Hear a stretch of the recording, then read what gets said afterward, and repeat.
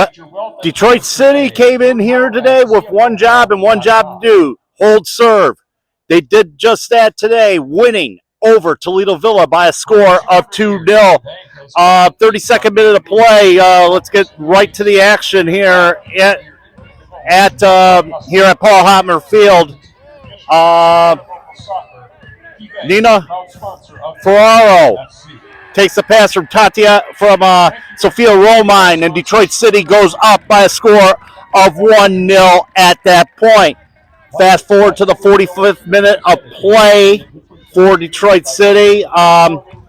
Play which set up into a corner situation for Detroit City FC. Hannah Crum coming to the corner, and then she will deliver a ball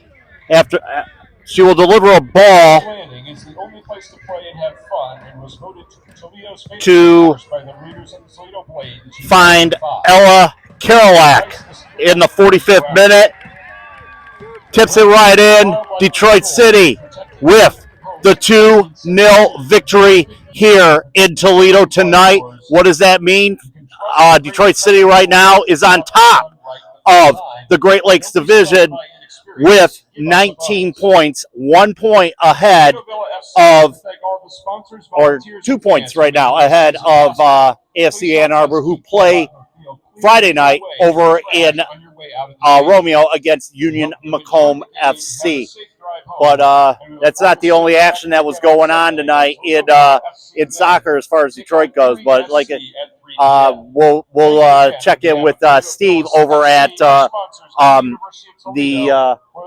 Keyworth, as there was an international friendly going on featuring Detroit City against Santo Laguna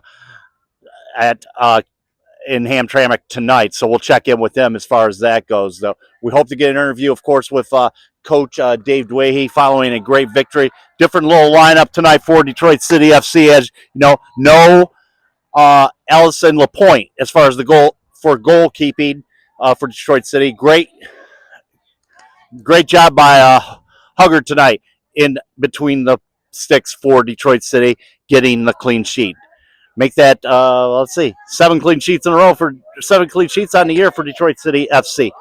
Let's go around the seed, then we'll check in with Steve over in Hamtramck for update from Keyworth Stadium, and we'll be back with an interview with Dave Dwaihy.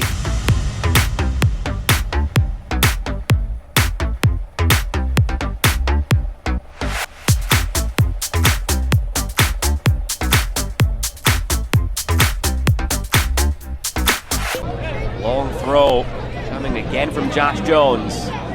Hits it toward the end line, flicked centrally by a defender, headed toward goal, and in! Cleaning up the scraps, Carlos Mogel putting Louisville on top. Just 7 minutes later, deep breath for Abukora against Damian Las. Abukora has 11 on the season, and there's no saving that one. Absolutely brilliant finish as it gets thrown to the near post. Jones launches it that way, bouncing all around and in. I don't know who it came off of.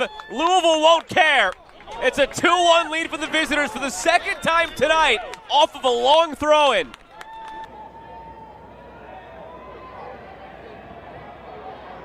Driving forward here for the Rowdies. That takes a deflection, gets in!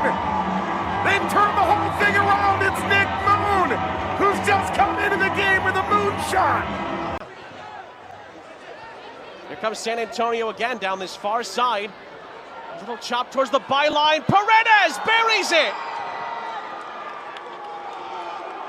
Talk about an instant impact off the bench. Luis Paredes gives San Antonio the lead at Widener Field. With the 2 goals tonight in Toledo, our Pride Raiser goal total is up to 11 goals for a grand total of money pledged in to $17,179. Scan the QR codes at the top of the screen. For more information, contact ngo.prideraiser.org. Cap here at Keyworth Stadium in Hamtramck. where Detroit City FC faced on Santos in the International Exhibition the second time. City faced off versus a team from League MX. Last year was Pumas, this year Santos. Last couple of years, not fun, so here they were. By the way, I didn't record much of the match. I did record a little bit B-roll. The atmosphere was really high. I have seen a lot of Santos fans wearing the green and white, and they were in fourth. And by the way, they were in fourth on the other side of the family section. And dude, give it to the Lee MX fans. They have fans all over the country who watch the game on Univision and Telemundo. They want to support their team, and the video right here, they know how they're supporting the team. But this is the first time I know that their supporter section, Small and Mighty, were louder than the Northern Guard, and they did bring the smoke. Couple of highlights from the game. Dominic Redko thought he scored a goal, but it was offside in the 8th minute. And then they showed their defensive palette. The Manuk, the Michigan Star goaltender, saved the goal and the defense cleared it out. But I noticed when they spoke to halftime score, Santos scored. I didn't see the goal. I thought it would be a 0-0 draw, but when I saw there was a goal, holy cow. Detroit City did swap goaltenders. Carlos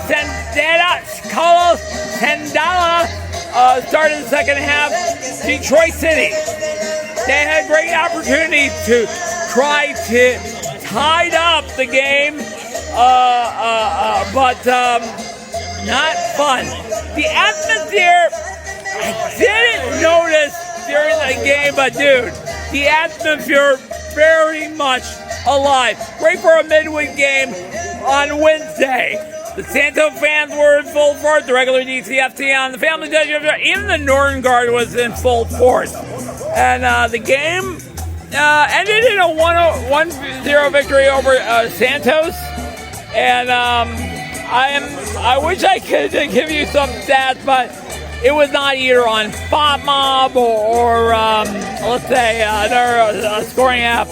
So I wish I knew, but now Santos will now go off, get ready for the new League MX season, which is split into 2 games. Oh, one more thing. Yes, there was wrestling tonight in the pregame, and that was really fun. So, that is all from Hamtramck and Toledo Stadium. Detroit City next match, by the way, will be the JE Cup match in Hartford. We were recording Soccer Night Detroit 4 on Saturday. You can see that game on CW Detroit 50 at 7 o'clock. The next league game, that will be on the road against the Oakland Roos at the Oakland Alameda County Stadium. The stadium the A's abandoned Vegas. But the next home game, incidentally, will be July the 18th. And guess who they're facing on? You got it. The Hartford Athletic in their home half of their season series. That is the update from. Hi. Thank you. Well, that's the update from Keyword Stadium. Now let's go back to a victorious Detroit City side, where my friend have interviews with Danny Dicchio and some of the players from their 2-0 victory over Toledo Villa to keep their title hopes alive. Madcap, over to you. Check. Hello, everybody. Here we are at Toledo, where Detroit City just got a massive W. What? Hannah Crum, the deliverer of that ball in the 45th minute, and Ella Karolak, the goal scorer. How's it feel now? You guys are ahead right now of AFC Ann Arbor going into Friday's matchup, and you guys got a matchup coming up on Saturday in Kalamazoo. We do. I think it all comes up to that game now. We're going to be on the road. It's going to be a tough game. I think the last couple of years we've tied, so we got to take the win, get 3 points. Mm-hmm. What do you say, Hannah? What do you say? I feel good. I'm confident in our team.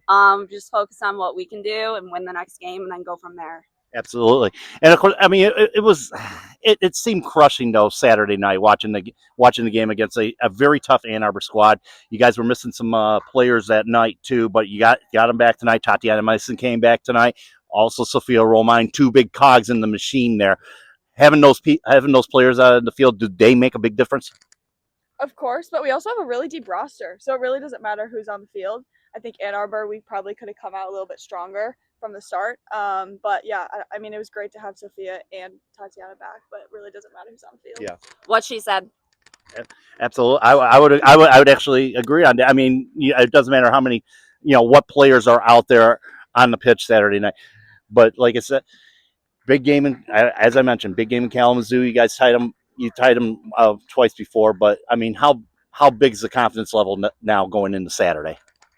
Confidence is always high. I mean, we all trust in ourselves and trust in each other. So anytime we go out on the field, we're just ready. Yeah, I mean, building on that, like I think this was a good win to go into Saturday night. Absolutely. We'll see you. We'll see y'all out there. Thanks for the interview. So much. So from here on out, Yeah. just so you guys know, her name is Ella Karolak, not Ella Karolak. Oh, Yeah. wordplay! David agrees. Hey, Danny over there. Get the camera on Danny. There's Danny. She says yes. Up the city. Bye. Thank you so much. Thanks, Thank girls. you. Thanks, ladies. All right, Coach Dave Dwaihy. Coach Dave Dwaihy with us after a big win here in Toledo tonight. 1 point up, or was it 2 points up now, going into Friday night's action, which is going to be Union FC Macomb taking on Ann Arbor or AFC Ann Arbor over in Romeo. So, how's the mindset going into going into Saturday? Yeah, well, we can only do what we can do, and I thought we took a big step tonight in terms of putting a little bit of pressure on and getting a result. And Union's a really good team, and they're a tough place to play, and so we have a little bit of hope that maybe a result could be favorable. But more importantly, it will mean nothing if we can't get it done on Saturday in Kalamazoo, and that's traditionally been a very tough place for us to get points. I think we've tied there the last 2 years, and both times coming home, we kind of agreed like we were fortunate to come away with a tie. So I think it would have to be a win on Saturday if we give ourselves any sort of chance. But I think what worked for us tonight was obviously like the result was really important, but I think we focused more on the performance and on playing together and being patient. And we had to be. The first half, they were really compact, and it was a little bit frustrating. The goal came at the perfect time, and then a second goal right before halftime was a huge blessing. But I feel like we've been on a roll all season in a lot of ways. The two Ann Arbor games were setbacks, obviously, but I feel like we just have a really good thing among the women in terms of like the selflessness on the field and the way they're connecting. And we saw it in the second half tonight. Really some pretty stuff. And we switched to 3 forwards, which I thought kind of gave us a different look. Yeah, that did make it for a little bit of a different look. I mean, I looked at the team or the initial starting lineup, the initial team news and all that, so it looked like a variation of like a 4-2-2 or 4-4-2. So it wasn't really a 4-4-2, but I mean, you had the two wing backs set back a little bit, and of course Kane and Hannah up front. So it was a little, it seemed a little bit different, but having that 3-man or 3-person front, I mean, really made the difference as far as getting the ball forward. Yeah, I thought it allowed us to pressure them a little bit, and we had a lot of success in the wide areas in the first half, and so having 3 forwards where 2 are more designated wide players and then a lone striker with an Addy up front, that I think gave us a little bit more a different look, and we created some really good chances. I told them after the game, it didn't lead to a goal, but that doesn't take away from the quality of the play, and I thought the attacking sequences we produced were excellent. One player that was definitely missing tonight was Allison LaPointe. Any word on a status about her? Is she going to be with us on Saturday night or not? She's in Europe this week, a long planned trip. So it was a great opportunity for Charlotte Huggard to step up and embrace. She was amazing tonight. She was great, and I think Charlotte's a great example of like why this is such a great group. She's been patient as a number 2 all season long. She's fantastic in training. She's an amazing partner to Allison. They have a great relationship, and Kirsten Williams as well. I was really excited that Kirsten was able to dress tonight. I was kind of curious about Kirsten. Now, was she with the club over in in Davenport for the for she the and Allison split okay. those games up, and she's been with our arena team the last 2 winters, and she Okay. trained with us last summer. We never ended up rostering her because we had 3 goalies for the better part of the season, but this year she was our third, and she too, just like Charlotte, has just been an amazing teammate, selfless as can be, team first mentality, and so for her to be able to dress tonight was awesome. Unfortunately, she's not available Saturday, so it's just going to be Charlotte. But Charlotte can hold it down, and she definitely did tonight. Yeah, she did a fantastic job in between the sticks tonight for Detroit City FC. It hardly looked like she had to do any work, but the times that she had to do the work, she was right on the money. Yep, well said. And I think her distribution was a big part of why we were able to break through a few times as well. Able to play through the back, create chances up, down the middle and everything, and it was just a great effort. Another big key, having Tatiana Mason and Sophia Romine back in the lineup tonight. Yeah, those were 2 nice additions compared to Saturday. We'll keep Tot for this weekend, which is great news. Unfortunately, Sophia's unavailable, but and I think both of those players have been real keys to our success this year.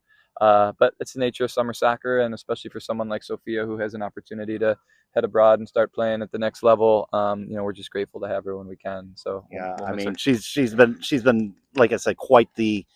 I was just going to say, quite the difference maker. And we were talking about this today earlier on Soccer Night in Detroit on the pregame. So she's been, I think, that type of difference maker for this squad all year long. And very much, we're talking Black Arrow right now. And I have her as one of my top 3 candidates right now. I'll tell you that right now. So. Yeah, she's incredible. And I think she's a great example of like how top players can impact a team with their ability to get other players into the play. Sometimes you have a superstar that does it themselves and they score the goal, and Sophia certainly scored her fair share of goals, but you saw it tonight. Our first goal was just her getting into a great area and then having the mindset to like play a negative ball for Nina to tap in, and I think Sophia's got that just like classic playmaker effect on our team where when she gets the ball we get excited, players run off her, good things happen, and other teams get put off by someone with her qualities. She's so bright on the ball.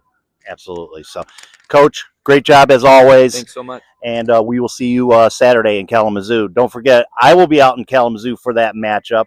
Steve will be back in Hamtramck. He'll be doing the thing with the men's match that will be taking place that night as Detroit City's men's slide takes on Hartford in Jägermeister Cup play. We got a big one in Kalamazoo, folks. Detroit City FC taking on Kalamazoo FC, Mayor's Riverfront Park, 7 o'clock. That game can be seen on Sports Engine Play. And of course, the game between the men's game will be able to see that WKBD Channel 50, ESPN Plus, usual outlets for that one. But for Dave Dwaihy and everybody here at Toledo Villas, Paul Hotmer Field, this is Matt Cat saying, keep your feet on the ground, keep reaching for the galaxy. Thanks everyone. Thanks man. Appreciate it.